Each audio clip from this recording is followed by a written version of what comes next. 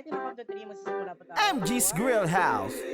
Angel on the Yes, sir. track. Please like and share ng live. Ano ba? Okay, follow na kami kay pages. Ikaw ba ay gutom sa bahay at walang maisipang ipudrip? Tara na sa MG's Grill House. Tsak busog ka dito sa chicken na panalo. Tara, masarap kumain lalo pag nakakamay.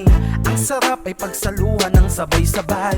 Tara na sa MG's Grill House. Tsak busog ka dito sa chicken na panalo. Tara, chicken na panalo, panalo sa lasa, panalo din sa price. Dahil pang masa, kaya hindi malabo na palaging balikan. Pag sinabing MG's Grill House, saka lang. Ang lakas, ha?